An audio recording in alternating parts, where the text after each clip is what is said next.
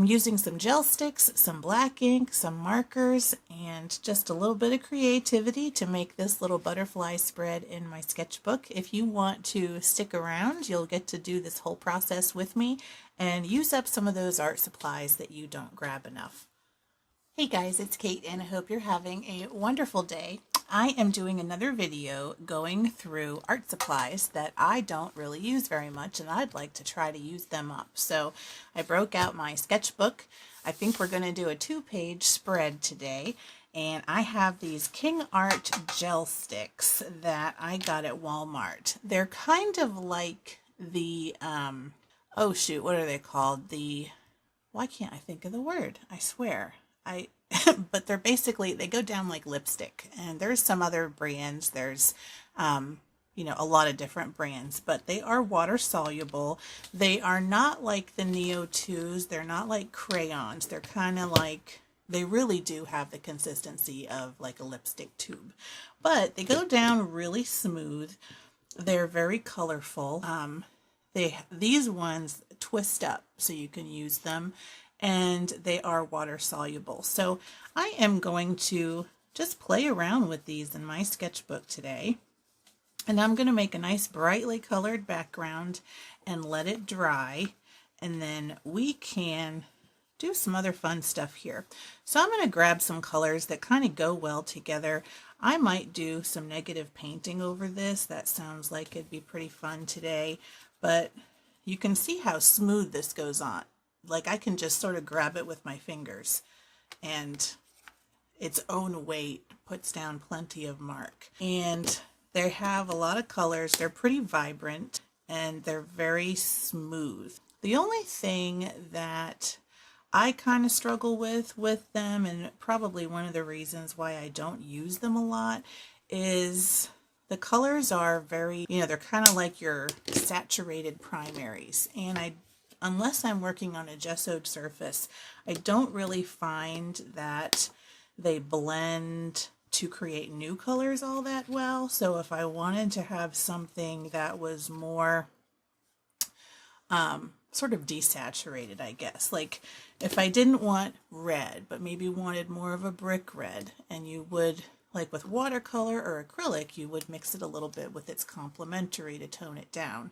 And it works a little bit, but it's not ideal, and you can't get just the right color mix when you try. So when you want a pop of something super saturated, it's probably a good choice. But other than that, they're just kind of challenging to use.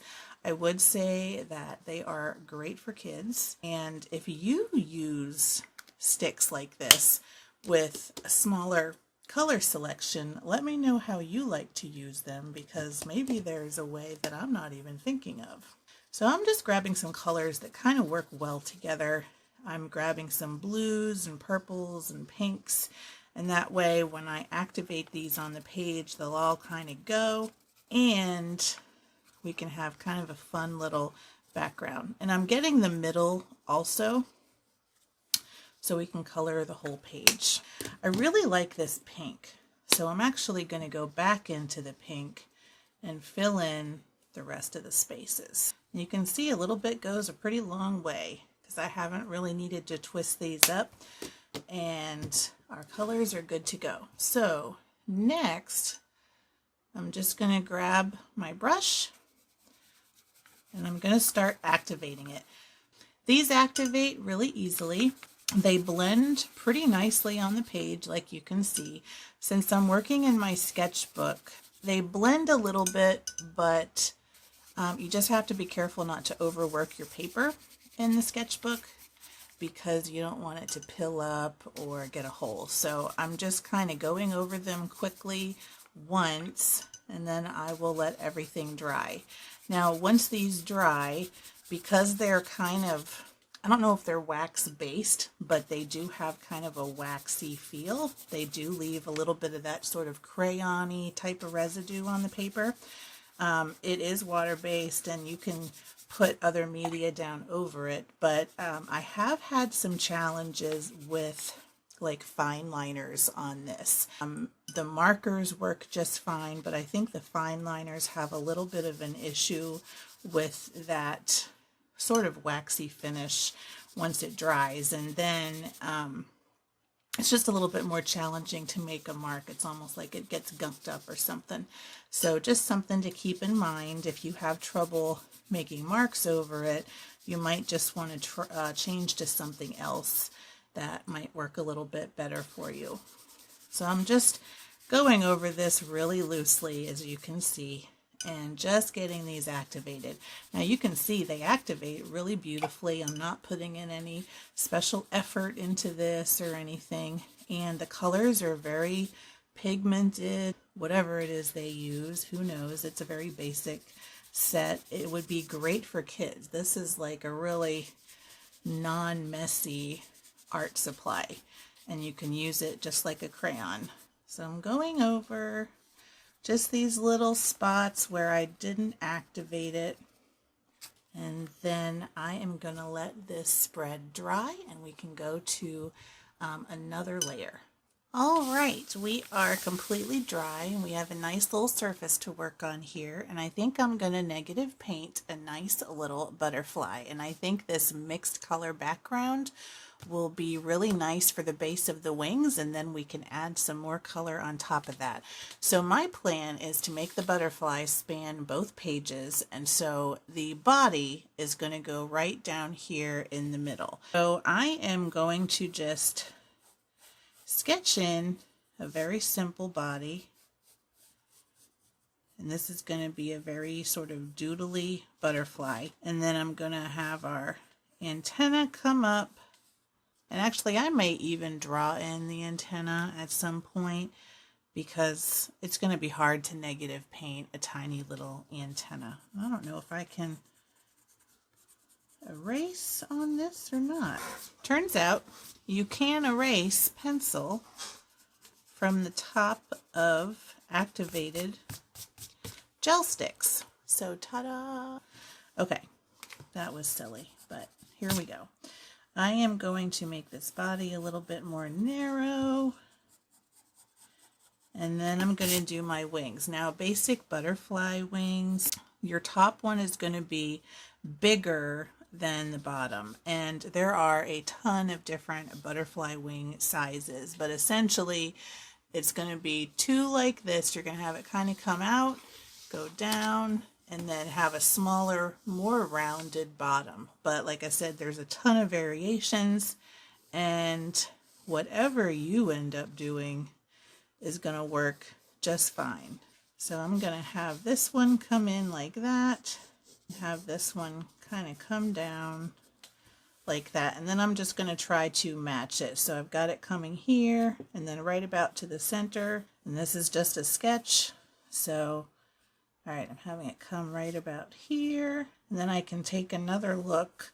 So I'm having it come right about from here to here, and my outer point is going to be right about here, and then have it meet the top. Now I'm going to just kind of hold it up and look at it. And I want to make this come up a little bit further, just to even it out a tiny bit, and round this edge just a little bit. But other than that, I think this looks pretty good. And I'm going to have the bottom wing kind of come in. Instead of go straight up into the top wing, I'm going to have it come in a bit so that it looks like its own wing. And I don't know if you'll be able to see my sketch, but I'm just going to hold it up so you can see. It's very basic. And the only thing I did on the left was just try to make sure that it matched pretty well with the right, and that it's mostly symmetrical. But because it's a sketch, it's not going to be perfect, obviously. So next, I thought it would be a good opportunity. I'm going to switch these because my page curled a little bit while it was drying, so I'm just kind of sliding them up because the bottom and top here are already sitting down. So I grabbed my Higgins ink. This is just black archival ink, and I am going to use this to negative paint around my butterfly. Now you can use anything you have on hand. You can use markers, watercolor, any kind of paint, but I kind of want to see how black ink looks over these gel sticks, because they are a little bit waxy, and so we may get a little bit of a resist effect, which could be pretty cool, and I kind of am a little bit. So I'm just dipping right into my ink jar with my brush, and I've been doing this on my other sketchbooks too, and I've kind of fallen in love with it because it's just very easy to use, and it has a really interesting effect, and you don't have to spread it super thick, and you have just this, I don't know, I really love that effect. And you can still see a little bit of that color kind of coming through from those gel sticks. So I'm just going to go around here and negative paint all around my butterfly.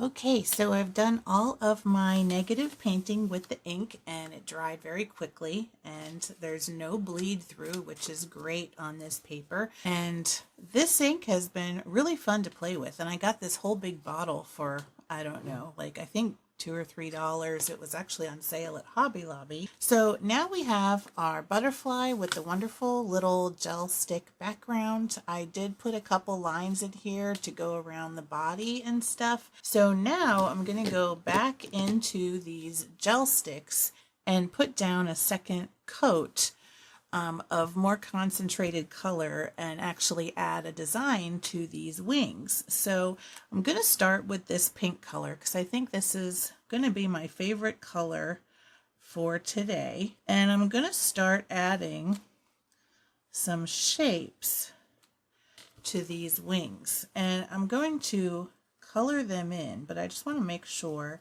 that they are what I want. So starting there, and then I'm going to go on this side and mirror it as much as possible anyway. It's hard to be exact, especially since we're so sketchy, but I think that is a good start. So I'm also going to add, how about one coming across here and one going that way, and I'll color this in, and we can add more layers.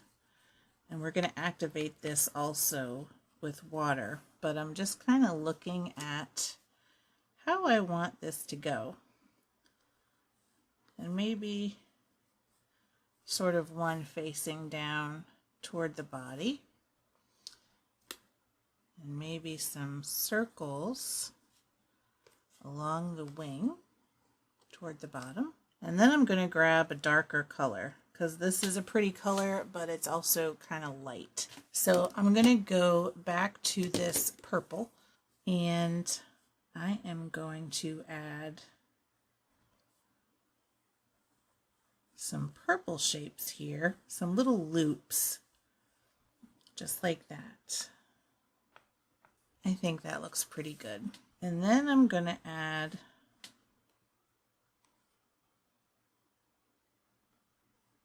some purple shapes coming down this way. And the coloring in doesn't have to be perfect because it's going to be activated with water, so we'll be kind of filling this in.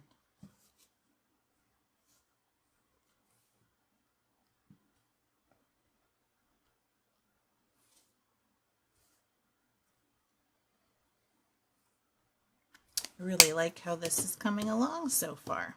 And I think lastly, I am going to do the blue.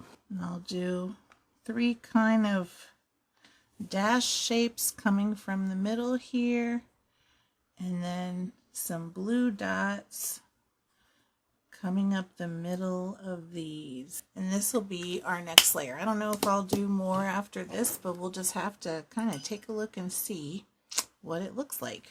I'm going to start here at the top left, and I'm going to work my way to the right so that I don't get my hand in it. And I'm just going to add water and sort of gently activate these, and I'm going to paint in the shape just to kind of solidify it a little bit more. So I'm working with a damp brush, and I'm just going over those shapes that I colored to get them nice and solid.